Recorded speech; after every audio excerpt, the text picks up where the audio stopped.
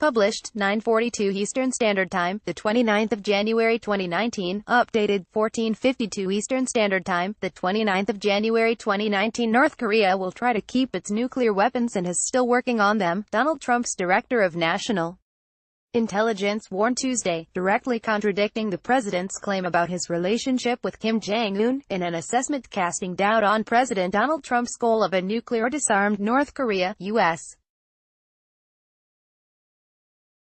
intelligence agencies told Congress that the North is unlikely to entirely dismantle its nuclear arsenal. The North Korea warning came as the heads of the FBI and the CIA and Director of National Intelligence Dan Coats also warned that Russia and China were certain to attempt to hack the 2020 elections, and that ISIS has thousands of fighters who remain loyal to it. The three were giving evidence to the Senate Intelligence Committee when Coats contradicted his boss, the president, on North Korea's nuclear plans. Coats said that North Korean leader Kim Jong-un has expressed support for ridding the Korean peninsula of nuclear weapons and has not recently test-fired a nuclear-capable missile or conducted a nuclear test, having said that, "We currently assess that North Korea will seek to retain its WMD weapons of mass destruction capabilities and is unlikely to completely give up its nuclear weapons and production capability because its leaders ultimately view nuclear weapons as critical to regime survival," Coats said in an opening statement. "Our assessment is bolstered by our observations of some activity that is inconsistent with full denuclearization," he added, without details. This skepticism about North Korea is consistent with the intelligence agency's views over many years and runs counter to Trump's assertion after his 2018 Singapore summit with Kim that North Korea no longer poses a nuclear threat. Contradiction. Dan Coats, right, the Director of National Intelligence, told the Senate Intelligence Committee that Kim Jong-un still wants nuclear weapons so his regime can survive. Coats testified beside, from left, Christopher Wray, the FBI director, and Gina Haspel, the CIA director. Another summit. After this meeting in Singapore in June 2018, Trump said that Kim Jong-un had committed to full denuclearization but was contradicted Tuesday by his own Director of National Intelligence. Plans for a follow-up summit are in the works but no agenda, venue or date have been announced. The report also said that Kim Jong-un is wooing China and South Korea to support its push for Washington to loosen sanctions pressure without making significant nuclear concessions. Kim has also sought to align the region against the U.S.-led pressure campaign in order to gain incremental sanctions relief, and North Korean statements have repeatedly indicated that some sanctions relief is necessary for additional diplomacy to occur, the report said. The annual Worldwide Threat Assessment from the Directorate of National Intelligence, DNI, released by Coats, noted that North Korea had not conducted any nuclear or missile tests in over a year and had declared its support for the denuclearization of the Korean peninsula.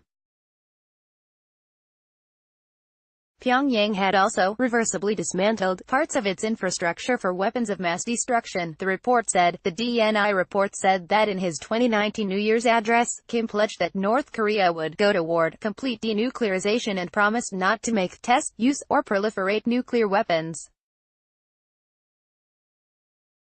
However, it said Kim conditioned progress on practical actions by the United States and added that Pyongyang had in the past tied the idea of denuclearization to changes in diplomatic ties, economic sanctions, and military activities. A landmark first summit between Trump and Kim in Singapore in June produced a promise by Kim to work toward the complete denuclearization of the divided Korean peninsula. But progress has been scant. Washington has demanded concrete action, such as a full disclosure of North Korea's nuclear and missile facilities. Pyongyang is seeking a lifting of international sanctions and an official end to the 1950-53 Korean War that ended with an armistice, not a peace treaty. Messenger, Kim Jong-un's regime released this photograph last week of him meeting Kim Jong-chul, who had talked with Trump in Washington, D.C. on January 19. The president called the meeting with the North Korean delegate incredible. The White House has said Trump will hold a second summit with Kim around the end of February, but economic sanctions will be maintained. On Jan.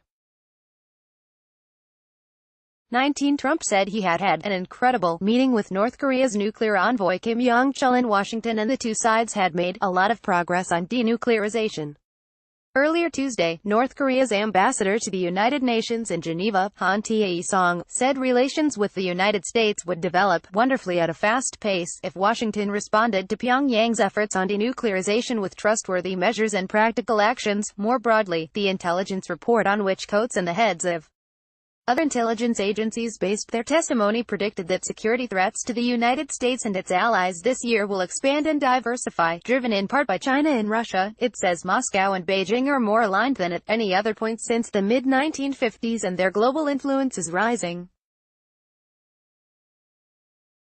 The report also said the Islamic State group remains a terrorist and insurgent threat inside Iraq, where the government faces an increasingly disenchanted public, in Syria, where Trump has ordered a full withdrawal of U.S.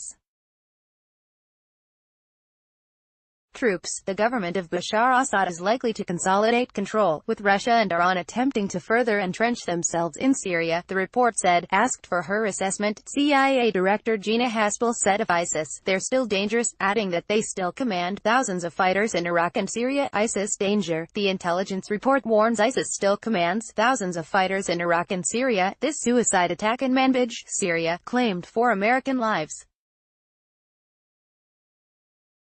Earlier this month, the intelligence assessment of Afghanistan, more than 17 years into a conflict that began after the 9/11 attacks on the U.S., projected a continued military stalemate, without mentioning prospects for a peace deal, which appear to have improved only in recent days. The report said, neither the Afghan government nor the Taliban will be able to gain a strategic military advantage in the Afghan war in the coming year, if the U.S. maintains its current levels of support. Trump has ordered a partial pullback of U.S. forces this year, although no firm plan is in place. Coates told the committee that Russia and perhaps other countries are likely to attempt to use social media and other means to influence the 2020 U.S.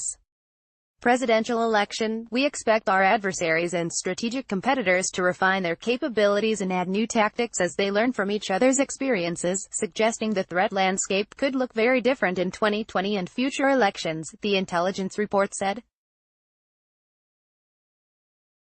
The report specifically warned about Russia, which U.S. intelligence agencies determined had interfered in the 2016 election to sway voters toward Trump. Russia's social media efforts will continue to focus on aggravating social and racial tensions, undermining trust in authorities, and criticizing perceived anti-Russia politicians, it said. Moscow may employ additional influence toolkits, such as spreading disinformation, conducting hack and leak operations, or manipulating data, in a more targeted fashion to influence U.S. policy, actions, and elections. The intelligence assessment, which is provided annually to Congress, made no mention of a crisis at the U.S.-Mexico border, which Trump has asserted as the basis for his demand that Congress finance a border wall. The report predicted additional U.S.-bound migration from El Salvador, Guatemala, and Honduras, with migrants preferring to travel in caravans in hopes of a safer journey.